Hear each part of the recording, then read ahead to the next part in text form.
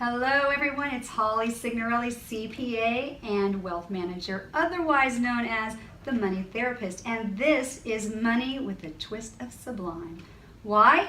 Because I want you to love money again. I am so tired of everyone being fearful of money, blocking money, worried about money, stressed about money. So we're going to be talking about all kinds of things on Money with a Twist of Sublime, including happiness, which is why Daren is here today, and small biz, and health, the whole health, wealth, and happiness and joy thing. That's what's going on here. And so this is Daren Martin, a culture architect.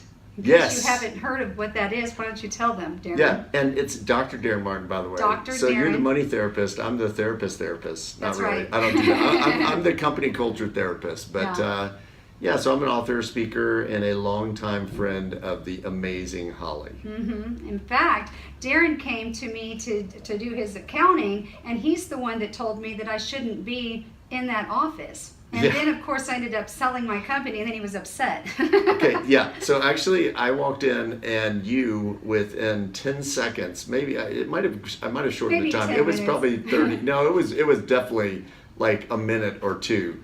Looked at me and said, "I'm going to save you $10,000 next year on your taxes." And I went, "I love this woman. That's This is right. my new CPA." Exactly. And you did exactly what you said and got me set up with a bunch of other cool stuff. And and I love your message, by the way, about money. I was joking, but we're also recording on, That's I don't know right. what you're going to do with this video, but Do something with it. I pulled out the money clip. You know why I started carrying this? Why? I started carrying this because of Tony Robbins. Tony saying that one of his mentors said, "I don't care how poor you are, you should always carry a couple, 300, 400, whatever you can, $100 bills, and just remind feel yourself, this is what I'm doing, this is where I'm going." And I think so many people are afraid of money out there, and it's just not where you want to live. It's actually scary because when people are worried about money and fearful and stressed out about it, and I know that you're a big fan of the law of attraction, right? Yes. I mean, that's a lot of what Tony doesn't call it, the law of attraction, but it really is the same thing. Sure. That's what he's talking about, because it's about being, in alignment with what your goals are, like your actions. And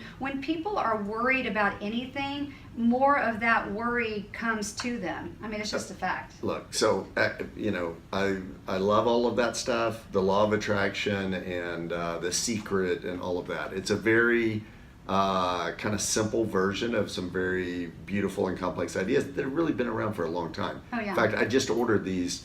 It's called As a Man Thinketh, and I'm trying to remember the author's name, but it's a little pamphlet that goes way, way back. It's one of the most widely distributed. And he talks in there about you get what you think about, basically. And well, it makes sense, though, if you think about, whatever you draw your attention to is what you're going to be successful. So if you don't believe in the law of attraction, but you just believe scientifically, if you feel great about yourself or great about your money, and you're going to allow more money into you. But if you don't feel good about money, or you're uncomfortable, maybe because people told you that money was a bad thing to have for whatever reason, then I've seen people, like business owners over the years, really sabotage success. Or maybe they'll have a really good year, and then they'll say, well, I'm not going to have another, that was just a one-time thing. And I'm like, whoa, to me, if you make money, that's where the bar's been set. Yeah. So you can't say, I can't do that again. And forget people, me. I've seen myself sabotage myself with just preconceived ideas about what, is my maximum earning. I should be here, but this is just kind of and we got to get broken out of that, because that just is nonsense. Yeah. And it really does create a barrier to moving forward. All of this, what my son would call hippy-dippy sort of ideas about the law of attraction and so forth. What's amazing is in 2016, science is really starting to back all of this up. And we're seeing some pretty profound stuff come out. Just when we understand the very nature of matter, that it's all energy. Me and you could get really far afield on this. Yeah, but, we could get. Which I we can won't. get really out there with some stuff. The point is, what you see is what you get, and what you tell yourself is what you get. Yeah, I was just talking to one of my clients yesterday, and she's probably going to be listening to this, but she said that I was looking thin, and I told her, she asked me if I was on a diet, and I said no. I talked to my cells, and I commanded them to have a higher metabolism. And Is that how I do it? And she laughed. I'm trying to lose 10 pounds. Is that yes, what I do? Because when you're thinking about losing 10 pounds, then you're thinking about the 10 pounds. Right, yeah. That is why it's hard. The best way to lose weight is to picture yourself where you want to be and not talk about the pounds. And I figured this out like after I had my son, who by the way is 22, but I didn't gain very much weight because it was hard to eat when I was pregnant, but I couldn't stand that big stomach that you have afterwards because it takes like 3 months for it to go down. So I just decided I wasn't going to look at it at all. Because if I had looked at it, then I would have been focusing on that, right? Yes. Versus instead I just ignored it, wore a baggy shirt and went to the gym every day. Okay, so I had this experience recently with, I walked on fire. Yes, and you and got for burned. the first out of 4 times I got burned. Yeah. Did I tell you why I got burned? No, I saw your post. Okay, yeah. so because out of 25 fire lanes, 8,000 people walking in downtown Dallas, we maneuvered. Thank you, Mary Beth Messinio Peters. And we maneuvered and happened to get, and Jeff Pappas, by the way, we happened to get in the Tony Robbins line. So when I get up there, he's sending all these VIPs through. The VIPs run out, then it's us, and I get up there, and it's Tony Robbins putting his big bear paw on me and going, "Come on, you can crush it. You can destroy this fire. You've got it. You're gonna, live the rest of your life knowing you've been walk."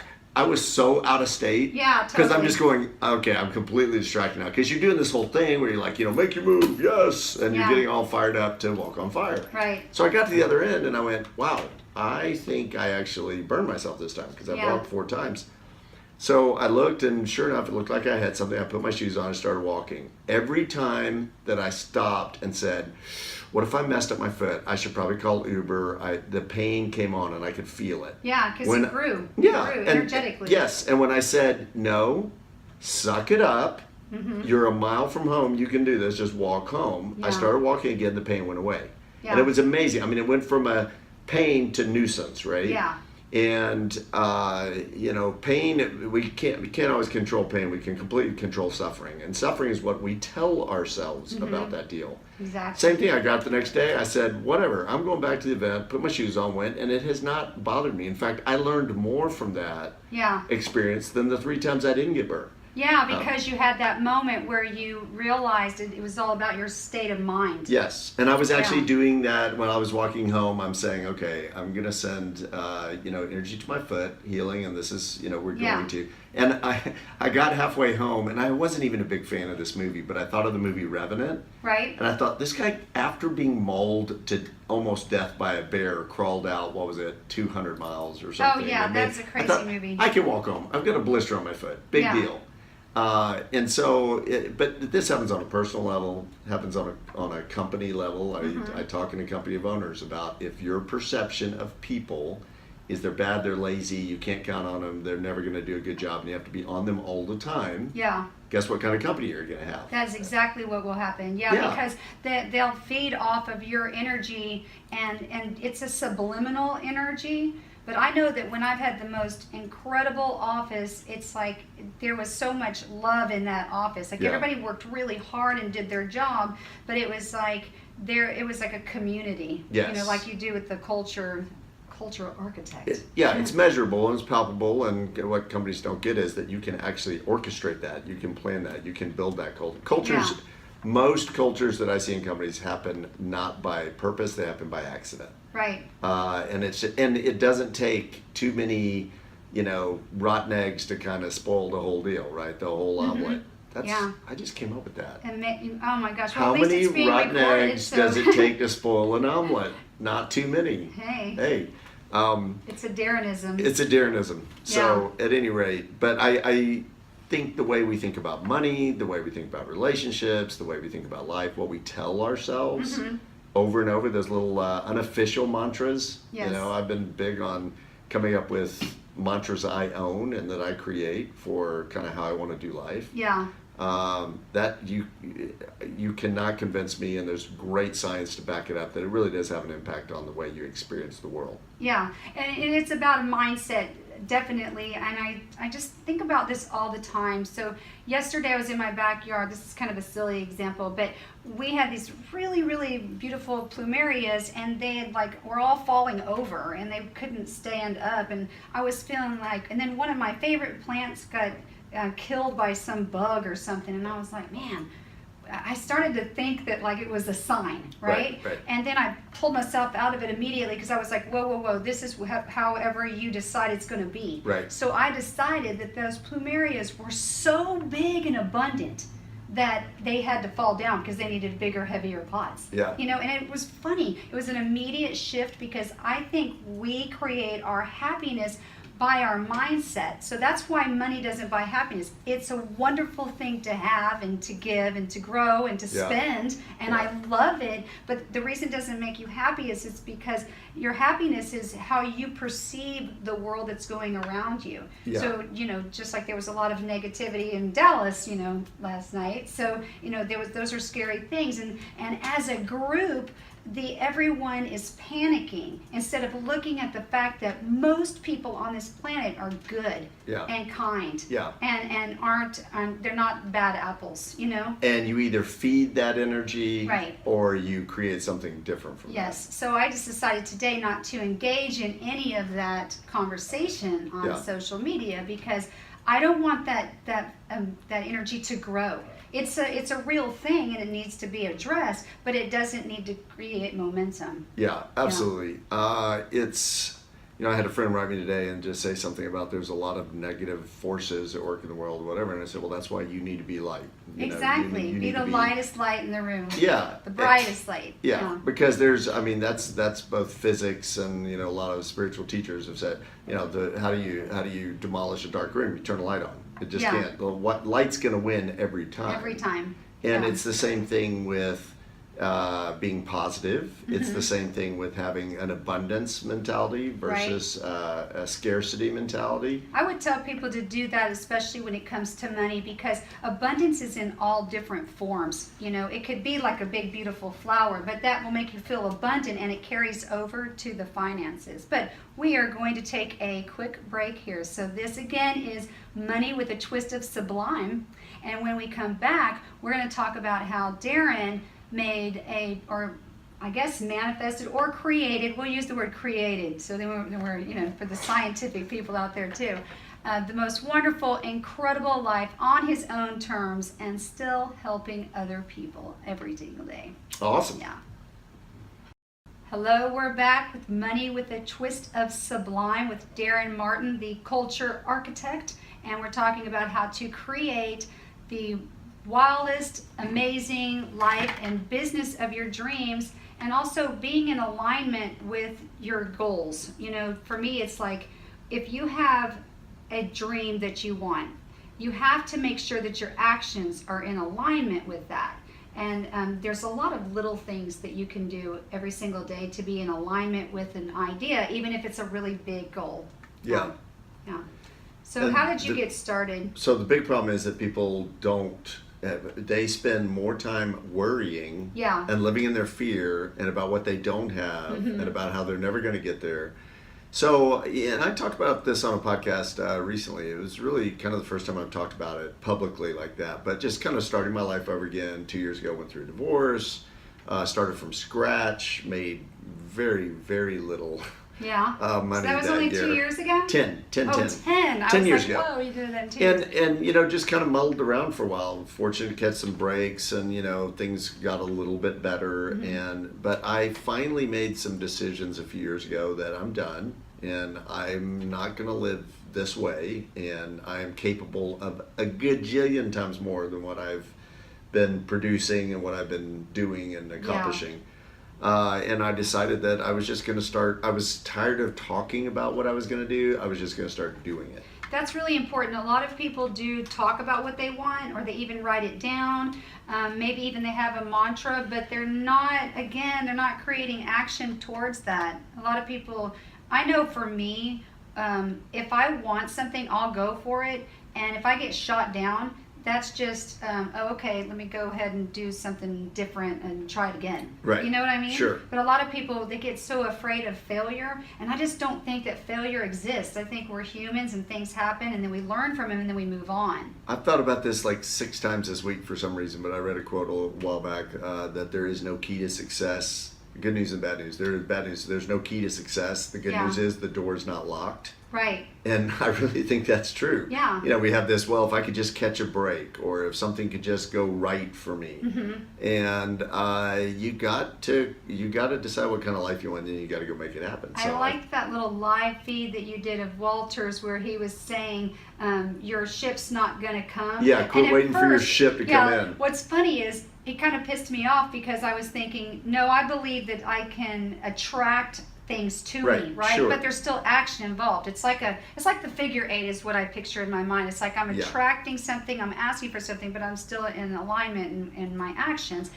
But then I loved what he said, like, your ship's not going to come to you. You got to build it. You got to go build it. And I was like, oh, I got goosebumps when I heard that. Yeah, because it's true. Yeah, and I think I said on there that a friend of mine said, well, if someone would just give me a chance, and I looked at her and I said, listen, nobody's going to give you a chance. Stop that. Just quit waiting for somebody to give you a break. You've got to go make your break. You got to go create it, right? Yeah. So, and when you do jump out there and do something crazy, like I said, and maybe you get shot down, it always leads to the next step. It does. Like, you don't see step 2 until you do step 1. Yeah. And sometimes step 1 isn't even close to where you end up. And sometimes it's a step backwards, and sometimes it's a setback, but it's still, you're on the journey now. Yeah. And so, I started that with writing books. I had all this, IP sitting on the computer and all this stuff I'd taught, and I'm going to write a book, and I'm going to write a book, and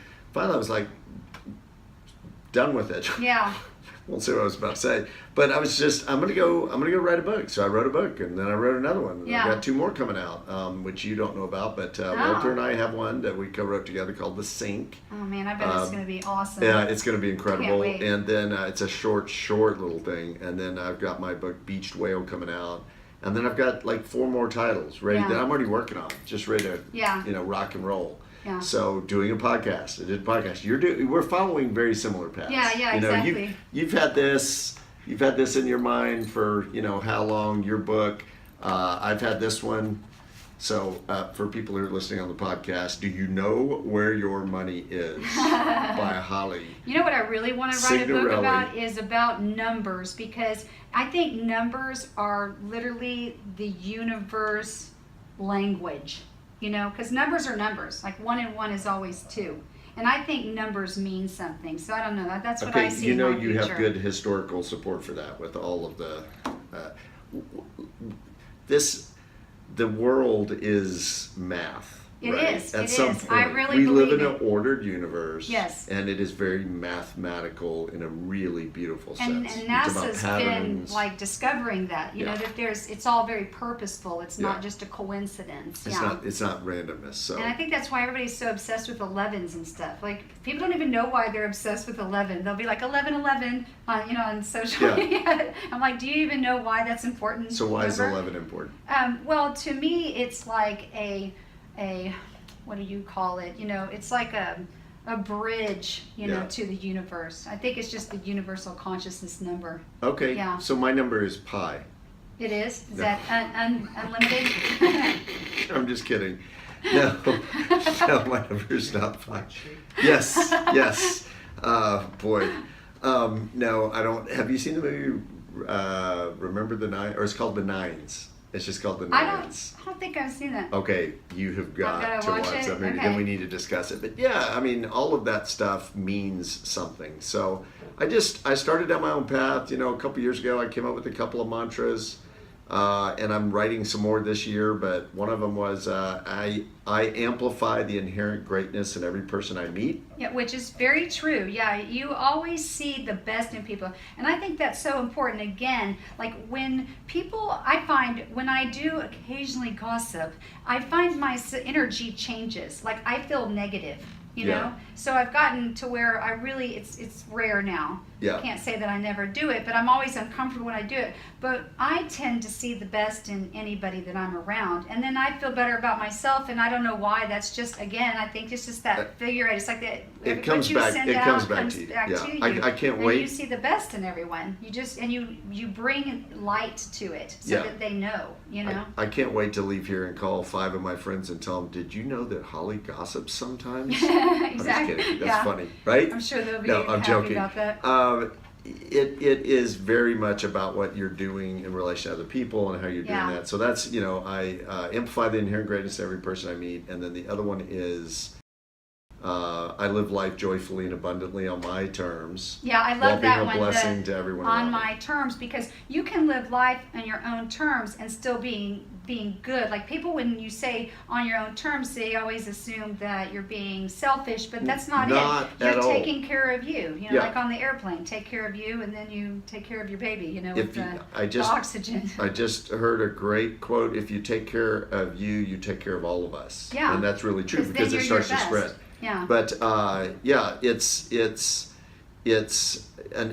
it for me, it's an anchoring thing, so that if I'm doing something during the day and I go, wait, is this me living life joyfully and abundantly on my terms? No. Do I want to be doing this? No. Yeah. What's another option for here? Yeah. Well, I could outsource this particular thing, or I could just stop doing this. I do that too, because if I start taking on a project, because I'm a Scorpio, I'll take on multiple things at the same time, and then I feel like something's not resonating with me. Not because I have no problem with hard work, obviously. I'm talking about like what you're saying, like you're realizing I actually don't want to do this. This doesn't make me happy or joyous. And if you're not happy, then how are you going to make other people happy? Like in whatever business component. Plus, you don't bring your A game. You don't produce the best results. Yeah. It's when you're doing stuff that you really enjoy. And then the flip side is, I've learned some things that I just have to do, like some of the stuff that you're very adept at, but invoicing, the sitting down and crunching out, submitting invoice.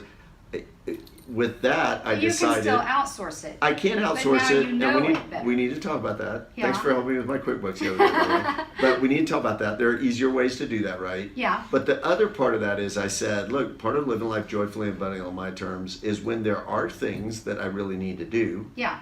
Then I need to enjoy them, and I need to do it joyfully and abundantly. Yeah. Instead of, and it gets back to I hate doing this. Yeah. I mean, washing the dishes can be the most glorious Zen, I don't think so. Spiritual experience, full of I'm going to say no to that. full of singing and joyfulness, or it can be drudgery. Like, why do I have to wash dishes? I feel that way about websites. I get so much anxiety. So in the last few months, I decided that I was going to have my own mantra about, Holly, you're an intelligent person. You can do this. Take a deep breath.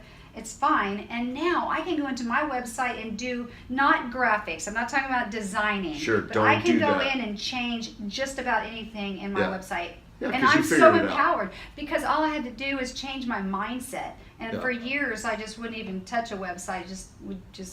I just didn't understand it at all. Yeah. And it's so much easier nowadays. My web guy, by the way, is phenomenal. I need to introduce you to Peter Minikal, Geeky Pixel. Give a little shout out to him. But All right. he's got some good stuff. I think somebody may be decided not to hire me for something because my hair's too long. No. What's up with that? Well, you live life on your own terms. That's right. So that means, I know for a long time with the CPA firm, I enjoy having Fridays off. And, if somebody is an established client, I'll come in and meet them at 7 o'clock in the morning. But if it's somebody that's a brand new client, the only time they can meet me is 7 o'clock on a Friday, then no. Yes. Because if you don't have boundaries in your business and in your life, then you're going to always be taking care of other people, and you're going to get depressed. And you're not at that point then taking care of other people. Exactly. And then you're not helping the people that are already your clients or your family, your friends. Yeah. Yeah. You have to have boundaries. I learned that a long time ago in business, like with your schedule. It's like, this is what I do on Tuesdays and Thursdays. This is what I do on Mondays, and you can have some wiggle room there, but you just really have to stay on your zone. So many people, like if you've got a thoroughbred that you're going to run in the Kentucky Derby and could win, what is it, $1 million, $10 million, $50 million, whatever the Kentucky Derby is. for that entire week leading up to it, you starve it to death. Yeah. You beat it. You give it no water. You get it as absolutely tired as it could possibly. No, you would never do that, right? Right, right. You take care of it. You nurture it. You run it appropriately. You Yeah. make sure it's, got all the fluids it needs and all the food it needs, so that when it comes out of that gate, it is top level. It's strong and it's powerful. But people don't do that with themselves. They wear themselves out, then they wonder why they're not winning at the game of life. Yeah.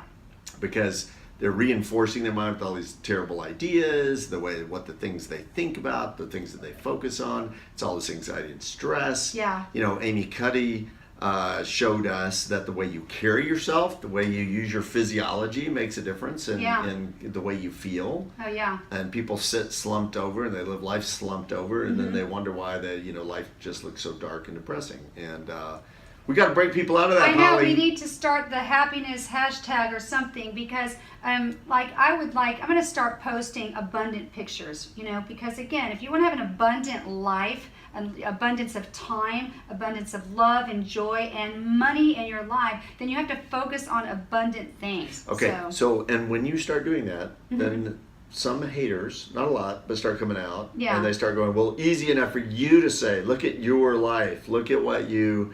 And the reality is, I've been down, Yeah. and I've been up, and I've realized the more I've experienced both of those, that they're both a choice.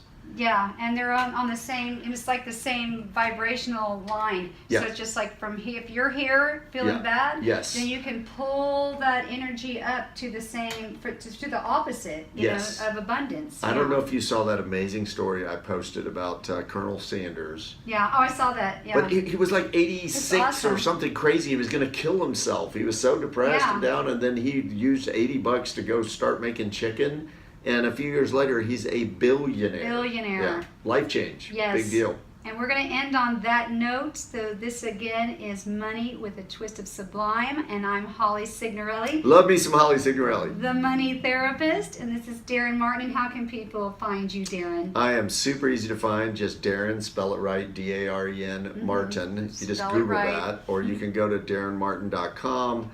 And you can find my podcast, my website. You can go pick up all kinds of great books. Great books, Company of Owners, He has bundles on his website. I have a great bundle offer going on right now. It's called the Holly Nicholas Signorelli bundle. We can drop the Nicholas. There you go. Okay. Yeah. It's called the Holly bundle. Go get Whiteboard and Company Owners. Yep. All right. Have a wonderful day. See you next week.